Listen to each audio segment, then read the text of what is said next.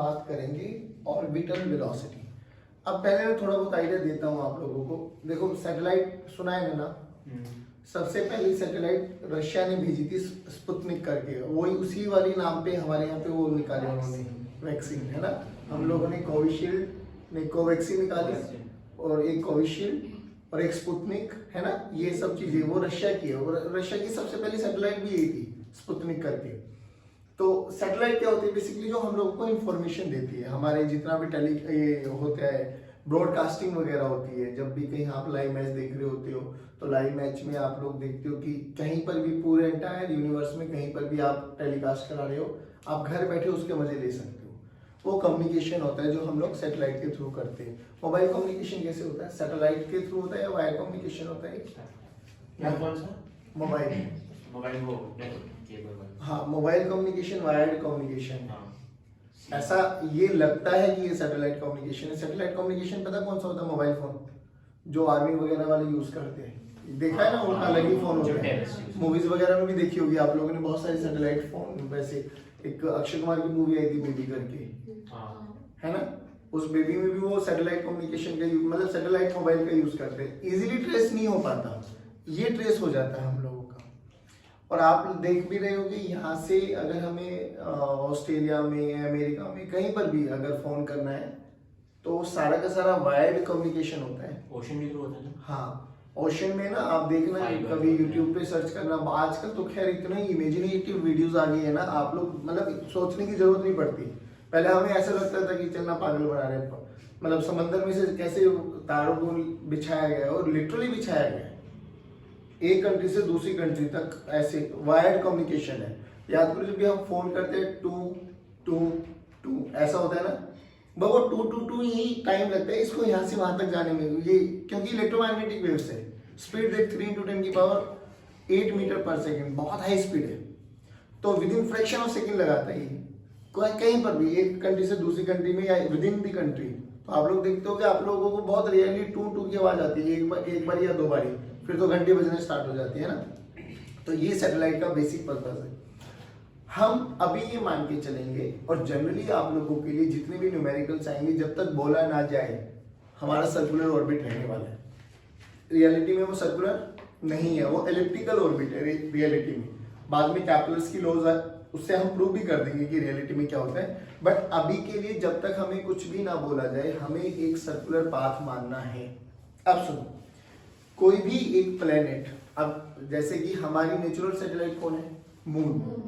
सन की natural satellite हम भी है, अर्थ भी है, मून भी है ना, सारे के सारे प्लेनेट सन की नेचुरल सैटेलाइट कह सकते हो आप लोग। हमारी नेचुरल सैटेलाइट है मून, और फिर हम लोगों ने आर्टिफिशियल सैटेलाइट भी भेजी है, जैसे स्पुतनिक हो गया, इनसेक्ट हो गई हमारी इंडिया की INSAT 1A 1B, ऐसे करके बहुत सारे सैटेलाइट सब हमारे यूनिवर्स मतलब स्पेस में है।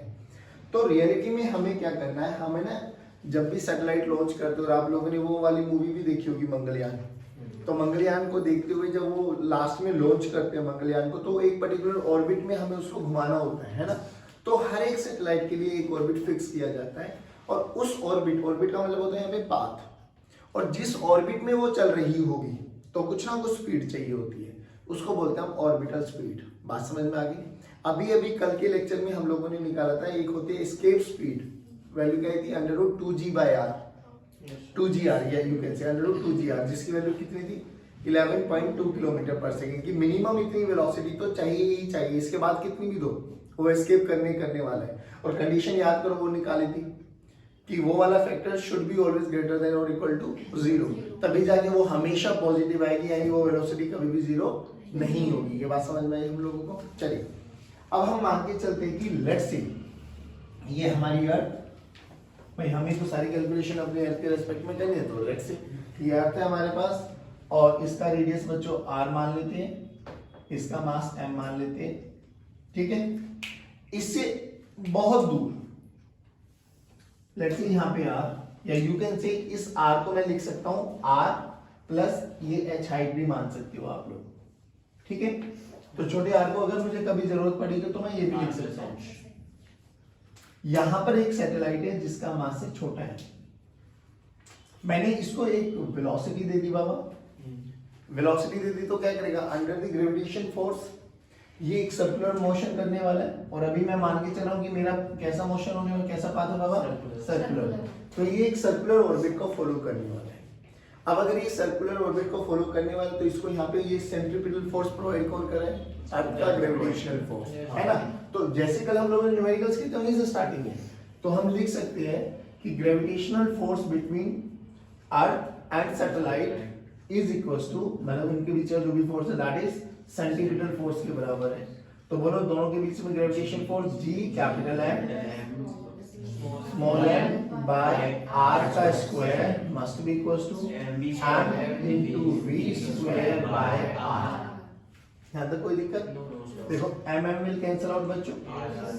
अभी अपन ये मान के चल रहे कि अर्थ स्टेशनरी है मेरे लिए, बाद में हम 2 स्टार सिस्टम भी पढ़ेंगे, उसमें अर्थ को स्टेशनरी, तो अभी के लिए हम ये मान के चल रहे हैं एक आर विल कैंसिल आउट, यहाँ से v निकाल लो बच्चों, v की वैल्यू देखो क्या होगी, under root G M by R. इसको थोड़ा और एनालाइज करो तो इसको क्या लिख सकते हो हम, G M by R plus H, कभी जरूरत पड़े तो हम लिख सकते हैं। अब एक बात बताओ मुझे, ये किसी भी पर्टिकुलर ऑर्बिट की स्पीड है ना, क्योंकि सेंटर से ये वाला दूरी r है, कोई इससे छोटा भी हो सकता है, इससे बड़ा भी हो सकता है, तो अलग अलग ऑर्बिट के लिए अलग अलग स्पीड चेंज हो सकती है, कोई बड़ी बात नहीं है। इसको बोलते हैं हम ऑर्बिटल स्पीड। क्या बोलते हैं बच्चों, ऑर्बिटल स्पीड। अब बोला गया मान ले इसको ए पॉइंट से वापसी घूम के आने में, यानी एक रेवोल्यूशन में इसने कितना टाइम लिया, तो टाइम भी हम निकाल सकते हैं। जल्दी बोलो टाइम का formula, distance upon distance upon distance upon, और डिस्टेंस का formula 2 pi r by v not, 2 pi r by v not, 2 pi r by, वहीं बैठ जाओ अभी। हाँ बेटा स्टूल दे देना इनको, ये ले जाओ, ये सारे स्टूल ले जाओ उठा के, बहुत बढ़िया भाई। हाँ जी, तो हमने बोला टाइम का फॉर्मूला डिस्टेंस बाय स्पीड, उसका formula 2 pi r by v not की वैल्यू ये वाली उठा के रख दो। तो टाइम का फॉर्मूला देखो बच्चों 2 पाई r बाय, अब देखना ध्यान से, ये अंडर रूट gm तो ये नीचे लिख रहा हूँ, और r3/2 r की पावर इंटू 1/2 ऊपर ले जाओ, तो r की पावर देखो 2 पाई अंडर रूट gm। पहले बताओ ये कांस्टेंट या वेरिएबल है, कांस्टेंट। 2 पाई कांस्टेंट है, g कांस्टेंट है, जिस भी, मैं तो ये कह रहा हूँ छोड़ दो इसको, जिस भी प्लेनेट के अबाउट ये घूम रहा होगा, अब ये प्लेनेट जरूरी नहीं है मेरा अर्थ ही हो, इट में भी एनी प्लेनेट, मून हो सकता है, जुपिटर हो सकता है, इट में भी सन भी, कुछ भी हो जाए, उसका मास कांस्टेंट है, और ये तो यूनिवर्सल कांस्टेंट है। क्या मैं बोल सकता हूँ ये पूरा का पूरा टर्म एक कांस्टेंट है? Yes sir. अब ध्यान से देखिए r की पावर यहाँ पे 1 है, वहाँ पे 3/2, तो r की पावर 3/2, यानी t this is equals to a constant k r की पावर 3/2। ध्यान से देख, अगर मैं दोनों तरफ स्क्वायरिंग कर दूं तो ये बना t square is directly proportional to r की पावर q। भाई यही कैपलर्स की लॉ भी है, कैपलर्स लॉ। बाद में हम ये प्रूव कर देंगे, ये this is for valid for circular orbit, बाद में एलिप्टिकल पाथ के लिए भी हम प्रूव करेंगे, वहां से रिजल्ट ये आएगा कि t square is directly proportional to a cube, और a को यहाँ पे बोला जाता है बच्चों सेमी मेजर एक्सिस। अभी भूलना मत, बस अभी याद कर लो, this is semi major axis, और यहाँ पे r क्या होगा, रेडियस। तो रियलिटी में ये कैपलर्स लॉ है, बट अगर हम सर्कुलर ऑर्बिट को माने तो ये भी वही प्रूव करते हैं। बात समझ में आ गई हमें? आप सुनो, ये सब चीजें आगे भाई हम लोगों ने। अब मुझे निकालना है, हाइट निकालना जाए तो हाइट के लिए r का फॉर्मूला ये वाला रख दो, r प्लस छोटे r में है ना, इसी वाले फॉर्मूले में देखो t this is equals to constant k, k की वैल्यू को बाद में रख देंगे हम लोग, और k की वैल्यू ये है, मेरे ध्यान रखना बच्चों। तो r की वैल्यू रखो यहाँ पे r प्लस h की पावर 3/2। मुझे क्या निकालना है, h। क्या मैं निकाल सकता हूँ h? बोलो कैसे? अरे स्क्वायरिंग कर दो ना, तो ये t square this is equals to k का स्क्वायर और r प्लस h का क्यूब, r प्लस h का क्यूब। श्योर? Yes sir. पक्का? इसको देख ध्यान से, इधर लेके आ रहा हूँ मैं, t बाई k का whole square this is equals to r plus h की पावर 3। मैं कह रहा हूँ क्यूब रूट ले लो दोनों तरफ, क्यूब रूट लो, मैं क्यूब खत्म हो जाएगी ना, तो यहाँ पे क्या हो गया, t by k 2/3 r plus h निकालना है तो क्या करो, t बाई k, k की वैल्यू चाहो तो अब रख दो यहाँ पे 2 पाई अंडर रूट gm। की पावर 2/3 हाँ जी, 2/3 2/3 माइनस H r। R ध्यान से देखो ये हाइट है, नहीं है बच्चों? ये फाइनल फॉर्मूला है। नहीं ये हाइट है, अब मर्जी है वो, अगर पूछे हाइट निकालो तो हाइट निकाल देंगे, स्पीड निकालो तो स्पीड निकाल देंगे, टाइम पूछे तो टाइम निकाल देंगे। एक चीज और बताओ, जब ये सैटेलाइट घूम रही है तो सैटेलाइट इसके अबाउट घूम रही है ना, इस सेंटर के अबाउट, ओ के अबाउट। हाँ पक्की बात है। किसी भी पॉइंट पर देखो, किसी भी पॉइंट पर अगर हम बात करें तो अगर जब ये सैटेलाइट घूम रही है तो किसी भी पॉइंट पर, जब सैटेलाइट यहाँ पर है तो, जब सैटेलाइट यहाँ पर है तो फोर्स देखो हमेशा towards the centre of the centre की तरफ लगेगा। Yes, sir. अट्रैक्शन का फोर्स है, किसी भी इंस्टेंट पर देखो फोर्स हमेशा टुवर्ड्स द सेंटर लगने वाला है। अगर फोर्स टुवर्ड्स द सेंटर लगने वाला तो टॉर्क बोलो इसी पॉइंट के अबाउट टॉर्क। टॉर्क का फॉर्मूला होता है r क्रॉस f। सोच के देख, r क्रॉस f, r क्या होता है? Position vector. याद करो, पोजीशन वेक्टर का हेड उस पॉइंट की तरफ होना चाहिए जहां पर आपको फोर्स लगाना है। सोच ये रहा मेरा पोजीशन, इस पे निकाल लेना मुझको सैटेलाइट पे, तो पोजीशन वेक्टर इस डायरेक्शन में बाबू, r वेक्टर। फोर्स इस डायरेक्शन में लग रहा है, दोनों के बीच में एंगल बोलो 180। RF sin थीटा में sin 180 रखो तो sin 180 0, sin 180 0, cos मतलब टॉर्क कितना हो गया? 0। अगर टॉर्क 0 है, अगर टॉर्क 0 है, ध्यान से देखो, टॉर्क को हम लिख सकते हैं dl vector by dt, dl vector by dt। याद है फोर्स को हम लिखते थे dp बाय dt। तो आप फोर्स का काम टॉर्क करेगा, p का काम l करेगा। तो अगर टॉर्क 0 है तो dl बाय dt क्या है? 0, यानी l क्या है? कांस्टेंट। l क्या है? कांस्टेंट। l क्या है यहाँ पर? l बोलो एंगुलर मोमेंटम। l क्या बाबा? Angular momentum. l क्या है? Angular momentum. यानी किसी भी पॉइंट पर अगर मैं बोलूं तो एंगुलर मोमेंटम क्या रहेगा? सेम। अब सोच के देख, एंगुलर मोमेंटम सेम रहना है। एंगुलर मोमेंटम का फॉर्मूला क्या था पॉइंट के लिए? mvr sin theta. ध्यान से देखो, r ये रहा, वेलोसिटी वेक्टर ये रहा। मान लो यहाँ पे वेलोसिटी v1 मान लेता हूँ, ठीक। यहाँ पर आ गया तो ये आगे v2, यहाँ पर आ गया तो ये आगे v3। बोलो हर पॉइंट पे क्या चीज सेम रहेगा? Angular momentum. एंगुलर मोमेंटम का फॉर्मूला देख, r और v के बीच में एंगल बोल, हर केस में कितना बन रहा है? 90। r और v के बीच में एंगल देखो ना, r और v एंगल कितना बन रहा है? कितना बन रहा है? sin 90 1 sin 90 तो हर केस में एंगुलर मोमेंटम देखो, m mass of satellite into v1 into r same, m same, this is equals to m into r into v2, m into r into v3। यानी हर पॉइंट पे speed भी क्या रहने वाली है? सेम। क्या रहने वाली है? नहीं आया समझ में? पक्की बात। आप सुनो, अगर अगर अगर हम मान के चले कि हमारी जो सैटेलाइट है वो अर्थ के रेडियस के कंपैरिजन में बहुत कम हाइट पर है, मतलब जो ये दूरी है दिस इज r, वो 6400 किलोमीटर है, और हमारी जो ये हाइट है, मान लो ये हाइट r के कंपैरिजन में बहुत छोटी है, बहुत छोटी, तो मैं h को नेग्लिजिबल मान सकता हूँ। if h is very close to the surface of earth, है ना, तो मैं h को 0 मान लूँ। h is very close to the surface of earth की कंडीशन में लिख रहा हूँ मैं। ध्यान से देखो, अगर h बहुत पास है तो क्या करना चाहिए बाबा? एक बार रख के देखो, इस वाले फॉर्मूले वेलोसिटी का फॉर्मूला देखो, v नॉट की वैल्यू अंडर रूट ऑफ इस वाले फॉर्मूले में gm by r, gm by h को 0 पुट कर दिया, इनटू r से मल्टीप्लाई करो, इनटू r से डिवाइड कर दो। तो ध्यान से देख बाबू, ये क्या बन गया? स्मॉल g, मतलब ये पूरा का पूरा क्या बन गया? पक्की बात है। तो v नॉट की वैल्यू देखो under root of g into r। ऐसा कुछ रिलेशन आपने कल परसों भी निकाला था। एस्केप वेलोसिटी बोलो कितनी आई थी? Under root 2gr, under root 2gr। तो ध्यान से देख, अंडर रूट gr को मैं v नॉट लिख सकता हूँ, यानी मैं लिख सकता हूँ escape velocity is root 2 times of orbital velocity, root 2 times of escape velocity कितना आया था? 11.2, रूट 2 से डिवाइड कर दो तो इट इज अप्रोक्सीमेटली 7.92 किलोमीटर पर सेकंड। जो ऑर्बिटल स्पीड आती है बाबा 7.92 किलोमीटर पर सेकंड। रख के देख लेना आप इसमें data, you will find 7.92 kilometre पर सेकंड लमसम ये स्पीड आती है हमारी। पहली बात ये चीज समझ में आई Yes. कि रियलिटी में हमें क्या क्या चीज कैलकुलेट करनी होती है। तो हमें स्पीड पूछे स्पीड निकाल लेंगे, टाइम पीछे टाइम पीरियड निकाल लेंगे, कितनी हाइट पे छोड़ी जाए वो हाइट निकाल लेंगे, एंगुलर मोमेंटम पूछा जाए एंगुलर मोमेंटम निकाल लेंगे। बट जब तक हम उसको सर्कुलर ऑर्बिट मान के चल रहे हैं, ध्यान रखना, क्योंकि कल हम बात करेंगे कैप्लर्स की लॉ, और कैप्लर्स की लॉ में हम बात करने वाले इलिप्स के बारे में। तो कैप्लर्स की लॉ में जैसे यहाँ हर पॉइंट पे स्पीड क्या थी, सेम, आर और वी के बीच में हर केस में एंगल कितना बन रहा था, 90 डिग्री।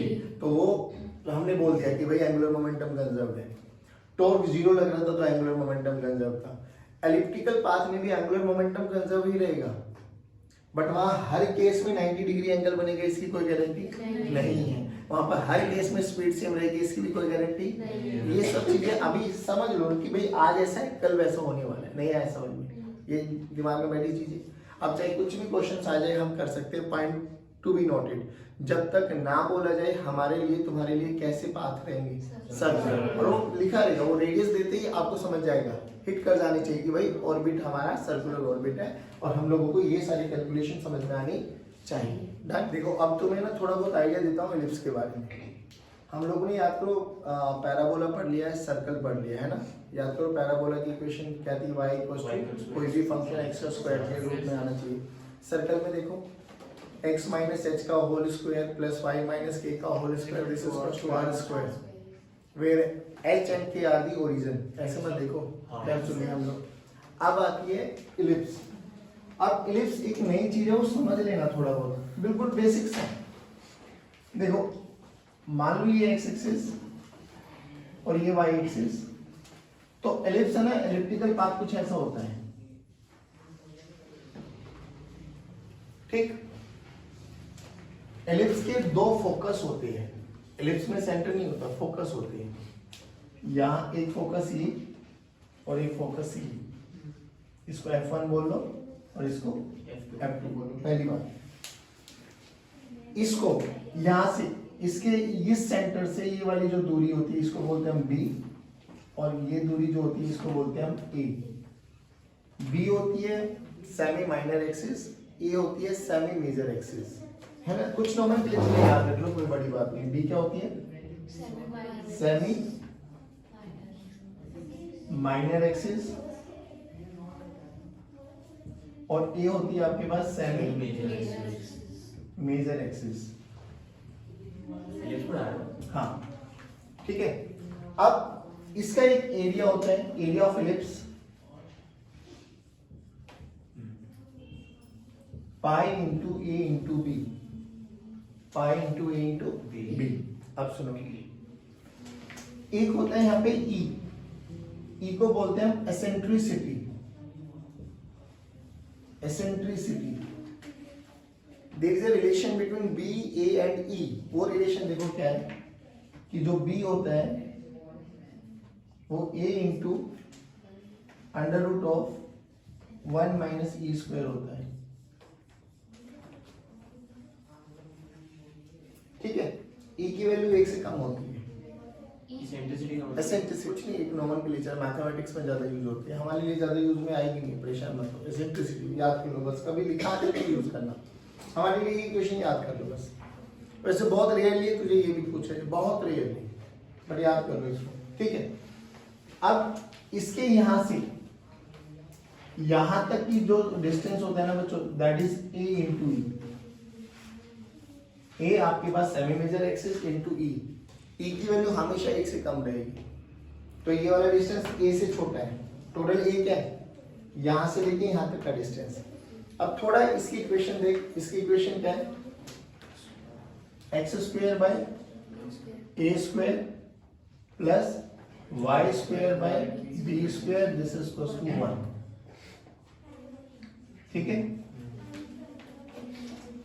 इलिप्स ही बेसिकली सर्कल का एक स्पेशल केस है, सर्कल का मतलब इलिप्स का एक स्पेशल केस है सर्कल।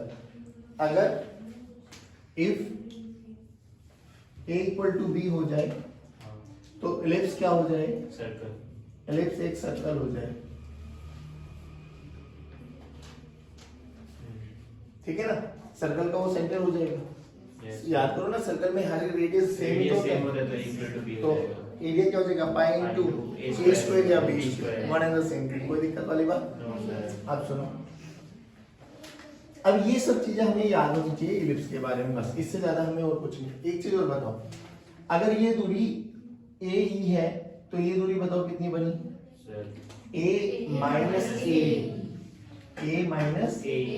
ए माइनस ए, यानी A into one minus A. ठीक, यहां से ये दूरी ए और ये दूरी ए, तो यहां से यहां तक की दूरी बताओ, Sir. A plus A, A plus A. यानी ए कॉमन ले लो, one plus plus A. A. पहले देखो कैप्लर्स की फर्स्ट लॉ क्या थी कि all the planets revolve around the sun in an elliptical orbit where sun is situated at one of the foci. ये these are foci. A क्या हमारा? A और E सेंटर से यहाँ तक की फोकस के बीच की दूरी होती है A into E. ठीक, अब वो याद करो क्या बोला था कैप्लर्स ने कि all the planets revolve around the sun in an elliptical orbit where sun is situated at one of the foci. किसी भी फोकाई पे मान लो, यहाँ पे मान लो या यहाँ पे मान लो। अगर मैं इस पे मान के चलता हूँ सन को, ए वाले फोकस पे मैं अपने सन को मान के चल रहा हूँ कि यहाँ मेरा सन है, ठीक है ना, तो प्लेनेट इसके अबाउट घूमेगा, तो ये दूरी है r1 और ये दूरी है r2। ध्यान से देख, मैं r1 को कह सकता हूँ कि पूरे एलिप्टिकल पाथ में सबसे कम डिस्टेंस ये है, सबसे ज्यादा डिस्टेंस ये है, तो r1 को मैं r मिनिमम भी बोल सकता हूँ। क्या बोल सकता हूँ बेटे, बोल कितना, a इंटू वन माइनस ई, और r2 क्या हो जाएगा बाबा, r मैक्स, बोल कितना, a इंटू वन प्लस ई। पहले बताओ ये समझ में आया भी है, पक्की बात, श्योर। ये बहुत सारी बेसिक चीजें हैं जो हमें पता होनी चाहिए कि रियलिटी में इलिप्स होता क्या है, बस और कुछ नहीं। अब तुम्हें थोड़ा थोड़ा याद हो जाएगा कैप्लर्स को क्या बोला कि जितने भी प्लैनेट्स हैं Elliptical orbit. वो सन के चारों तरफ घूमते हैं in an elliptical path where sun is situated at one of the foci. अब सोच के देख, हमने अभी अभी एक चीज निकाला था बच्चों, ध्यान से सुना बच्चों, भाई ये हमारे पास ये सब चीजें हैं, ठीक, आ जाओ, ये एक्स एक्सिस मान ले अभी के लिए, वाई मान लेते हैं, यहाँ पे फोकाई मतलब अपना कोई भी एक प्लेनेट मान लेते हैं, और यहाँ पे हमारी एक सैटेलाइट मान लेते हैं, ठीक है। ये आपके पास मास ऑफ प्लेनेट हो जाएगा और ये मास ऑफ सैटेलाइट हो जाएगा। आराम से सुना बिल्कुल।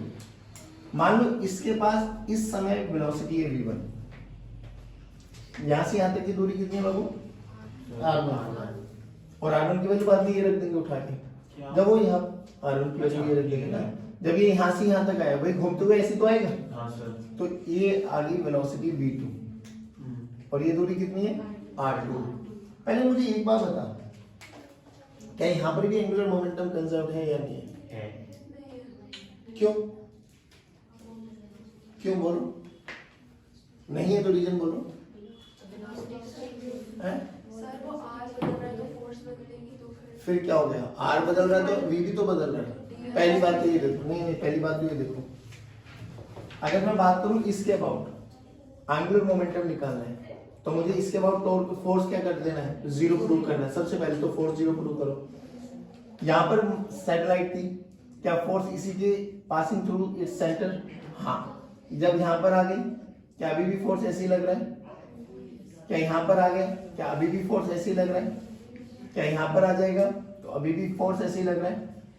अरे ये सेम, तो देखो हर केस में आर और एफ में एंगल कितना बन रहा है, 180, कितना बन रहा है 180। तो फोर्स हर केस में कितना है, जीरो, मतलब सॉरी फोर्स तो है G M T M S by R का स्क्वायर, बट जो ये फोर्स है ना ये दोनों की लाइन ज्वाइनिंग दी लाइन के लोग लग रहा है, और आर और एफ में एंगल कितना है, आर एंड एफ में एंगल कितना है हर केस में 180 डिग्री।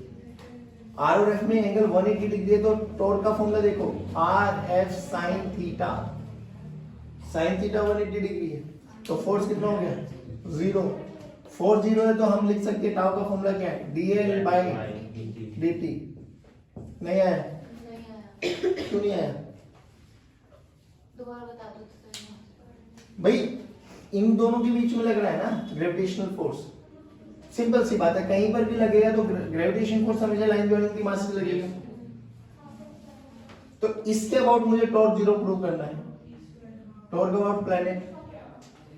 तो ध्यान से देख, फोर्स इधर है, अभी आर क्रॉस एफ लगाते थे ना टॉर्क का, आर क्रॉस एफ में आर कहां होता था, पोजीशन वेक्टर, जिस पॉइंट पर आपको फोर्स लगाना है। अब फोर्स इधर लग रहा है तो आर वेक्टर ये तो हो गया बेटा मेरा, तो आर वेक्टर और एफ वेक्टर में वो देखो एंगल कितना है, कितना है, आर और एफ में एंगल देखो 180। तो इसके अबाउट टॉर्क हमेशा क्या रहेगा, कांस्टेंट, क्योंकि फोर्स क्या बन रहा है, नहीं फोर्स जीरो नहीं है, टॉर्क जीरो है। टॉर्क हर केस में देखो ना जीरो आ रहा है, सर आर वेक्टर चेंज तो हो रहा है हर जगह। तो बाबू हर जगह आर वेक्टर और एफ वेक्टर रहेगा तो इसी लाइन के अलोंग ना भाई, एफ इसी के अलोंग रहेगा, आर वेक्टर ये हो जाएगा। तो सर तो आर और एफ में तो हमेशा 180 डिग्री एंगल बन रहा है एंगल ना। तो 180 रहेगा। हाँ, तो साइन 180 कितना होता है, अच्छा ठीक है, जीरो। जीरो। साइन 180 कितना होता है, जीरो। तो टॉर्क कितना हो गया, जीरो। टॉर्क जीरो हो गया तो यहाँ पे लगो जीरो, यानी dl वेक्टर बाय dt क्या हो गया, कांस्टेंट, यानी l कांस्टेंट हो गया। अरे बोल भाई, यस सर। अगर l कांस्टेंट हो गया तो खत्म, एंगुलर मोमेंटम हर पॉइंट पे कंजर्व्ड है हमारे पास, पहली बात तो ये। अब इस पॉइंट पर एंगुलर मोमेंटम निकाल, इसको a बोल दूं और इसको b बोल दूं, इस पॉइंट पे कितना है, इस a पॉइंट पर, इसके about angular momentum, angular momentum का फॉर्मूला बोलो, आप तो sir m v r sin theta. देखो पूरे एलिप्स में दो ही पॉइंट ऐसे हैं जहां पर r और v में एंगल 90 डिग्री बनने वाला है, ये देखो यहां पर और यहां पर। अब सुनो, इस पॉइंट को बोलते हैं पेरिजी, PERIGEE, पेरिजी। इसको बोलते हैं एपोजी। अब ऐसे याद करो, पास वाली दूरी P for pass, P for पेरिजी, दूर वाली दूरी एपोजी। जो मिनिमम डिस्टेंस है पेरिजी, मैक्सिमम डिस्टेंस है एपोजी। पेरिजी देखो, तो जब ये पेरिजी पे होगा या एपोजी पर होगा तभी हमारे लिए आर और वी में एंगल कितना बनने वाला है, बाकी और किसी केस में पॉसिबल, बोलो भाई। तो इस पॉइंट पर ए और बी पर एंगुलर मोमेंटम को कंजर्व कराओ, तो ए पर बोलो एंगुलर मोमेंटम कितना हो जाएगा, mass of satellite into v1 into r1, नहीं आया, r1 की वैल्यू उठा के वो रख दो, ms into v1 into a into 1 minus e। Angular momentum लिखो b पर, mass of satellite into v2 into r2, mass of satellite into v2 into a into 1 plus e। Circular motion में भी करा था आप लोगों ने, हर पॉइंट पे m और r सेम था, क्या v भी सेम हो गया था, v1 v2 v3 सब सेम हो गया था। यहाँ पर देखो मास तो सेम है बट v1 और r1 का प्रोडक्ट सेम, बट होना चाहिए क्योंकि तभी एंगुलर मोमेंटम कंजर्व होगा। तो देखो जब यहाँ से r सबसे कम है, जब आगे बढ़ता चला जाएगा तो r बढ़ता चला जाएगा, यानी v को कम होना पड़ेगा। भाई v और r का प्रोडक्ट क्या रहेगा, कांस्टेंट। भाई एंगुलर मोमेंटम में फॉर्मूला क्या है, m into we into r। अब m तो कांस्टेंट है, इस पॉइंट पर भी इस पॉइंट पर भी, क्या चीज कांस्टेंट नहीं है, v और r, क्योंकि r चेंज होता जा रहा है, यहाँ पे मिनिमम है और यहाँ पे, तो जैसे यहाँ से यहाँ तक आएगा तो r बढ़ेगा, r बढ़ेगा तो v को क्या होना चाहिए, कम। नहीं आया समझ में, यानी एक बात को दिमाग में बिठा लो कि जैसे ही कोई भी सैटेलाइट प्लेनेट के पास आ जाती है, यानी पेरिजी की तरफ अप्रोच करिए, उसकी स्पीड बढ़ रही है घट रही है, बढ़ रही है, स्पीड बढ़ रही है घट रही है, और दूर जा रही है तो घट रही है। तो यहाँ पे वेरिएबल है कांस्टेंट है, वेरिएबल है। उस केस में कैसा था, नहीं आया समझ में, दोबारा सुन रिपीट करता हूँ। भाई हम बात कर रहे थे एलिप्स की, तो एलिप्स में बेसिकली एक एलिप्स का एक स्पेशल केस होता है सर्कल, जहां पर ए और बी दोनों क्या होते हैं, सेम। इसको बोलते हैं सेंटर। यहां से ये दूरी, इसको बोलते हैं हम सेमी मेजर एक्सिस, और इस दूरी को बोलते हैं semi minor axis, represented by A and represented by B. A और बी में रिलेशन है वो ये है, ठीक है। यहां से आ गया एरिया पाई ए बी आ गया, इक्वेशन ये आ गई हमारे पास। पास वाली दूरी जो ये प्लेनेट, अब यहाँ पे भी रख लो आप प्लेनेट, या यहाँ पे रख लो, अगर यहाँ पे रखेंगे तो ये पेरिजी बन जाएगी और ये क्या बन जाएगी, एपोजी। पेरिजी और एपोजी यही दो कंडीशन है जहां पर आर और बी में एंगल क्या रहने वाला है, केस में 90 डिग्री। बाकी हर केस में एंगल 90 डिग्री हो इसकी कोई गारंटी नहीं, चेंज होता चला जाएगा, कोई दिक्कत वाली बात नहीं।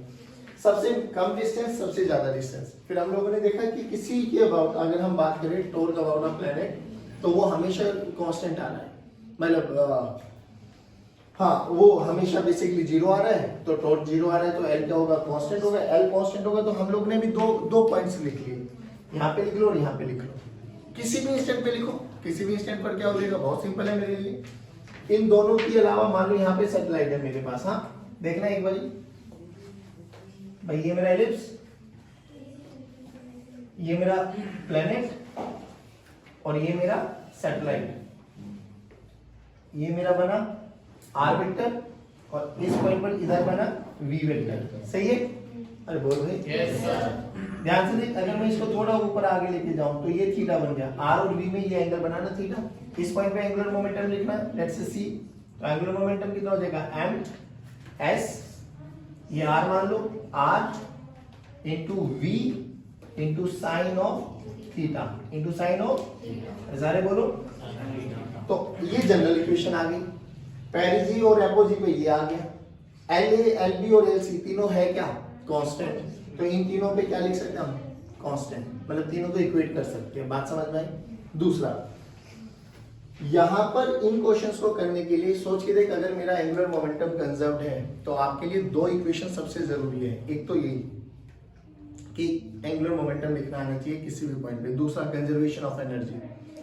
मेजर गलती क्या करता है बच्चा, अभी आपको जब हम लोगों ने सर्कुलर ऑर्बिट, सर्कुलर सैटेलाइट को सर्कुलर ऑर्बिट में माना था, तो हमने बोला था कि gravitation force is responsible for centripetal force, तो हम लोगों ने फॉर्मूला लिखा था G m1m2/r² नहीं आया, पक्का ना? अब ध्यान से देखिए, जनरली बच्चा क्या करता है और बड़ा लॉजिकली करता है, वो कहता है सर देखो ये दूरी r1 है, देखो क्या कहता है सर, यहाँ पे मैं वेलोसिटी v1 मानी है मैंने, ये वेलोसिटी v1, तो बच्चा जनरली क्या करता है, सर देखो ये मास ऑफ प्लेनेट है, ये मास ऑफ सैटेलाइट है, तो ग्रेविटेशन फोर्स कितना हो गया, G/ms/r1 का स्क्वायर, यही इसको सेंटीमीटर फोर्स प्रोवाइड कर रहा है, कितना, ms into v1/r1 v1 का स्क्वायर बाय r1, सही इक्वेशन है, क्यों नहीं? हाँ? रेडियस चेंज हो रहा है। पहली बात तो जो सेंटीमीटर फोर्स में हम बात कर रहे थे वो आर था रेडियस ऑफ कर्वेचर, यहाँ पे ये रेडियस ऑफ कर्वेचर, तो यहाँ पे फोर्स की इक्वेशन तो वैलिड नहीं है, तो कौन सी इक्वेशन वैलिड है यहाँ पर? यहाँ पर हम लोग यूज कर सकते हैं कंजर्वेशन ऑफ एनर्जी।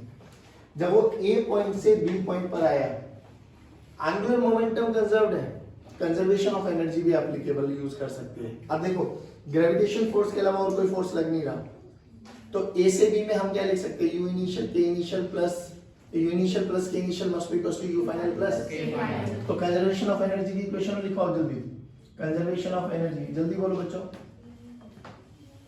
इस पॉइंट पर ए पे बोलो, इन दोनों के बीच में ग्रेविटेशन पोटेंशियल एनर्जी कितनी है, -G/ms/r1 प्लस स्पीड भी है तो 1/2 ms इंटू v1 का स्क्वायर, ये समझ में नहीं आया मैंने क्या लिखा, बोलो जब यहां से यहां आ गया तो बोलो इस पॉइंट पर ग्रेविटेशन पोटेंशियल एनर्जी कितनी हो जाएगी, -G/ms/r2 प्लस 1/2 ms/v2 का स्क्वायर, ms विल नहीं आया समझ में। अब आपका होमवर्क सुनो, क्या करना है आपको, ये दो इक्वेशन है हमारे पास, ठीक है, और दो ही वेरिएबल है, कौन कौन से दो वेरिएबल है, v1 and v2, v1 and v2, दो इक्वेशन है। देख r1 की वैल्यू ये रही, r2 की वैल्यू ये रही, यहाँ पे भी r1 r2 की वैल्यू है, वो हम रख चुके हैं, तो यहाँ पे v1 v2, वहां पे भी v1 v2। कैसे करना है ना, यहां से इन दोनों को इक्वेट करो, v1 की वैल्यू निकाल लो v2 की टर्म्स में, उठा के यहाँ पे रख दो। तो आपका होमवर्क क्वेश्चन क्या, मैं वो लिख देता हूँ, होमवर्क क्वेश्चन है आपको to find v1 and v2, और प्लीज कल फाइंड करके आए, इसको नहीं आया समझ में। पहली बात तो सुन लो, एलिप्टिकल क्वेश्चंस को करने के लिए जब भी एलिप्टिकल ऑर्बिट में आ जाएगा तो दो ही इक्वेशंस बनानी है, कंजर्वेशन ऑफ मोमेंटम और conservation of angular momentum and conservation of energy का कंजर्वेशन आया, एंगुलर मोमेंटम का कंजर्वेशन आया। कल इसके दो छोटे छोटे प्रूफ हो रहे, वो और करा दूँ, फिर चैप्टर खत्म करेंगे। ठीक है बच्चों, चलिए, जय हिंद।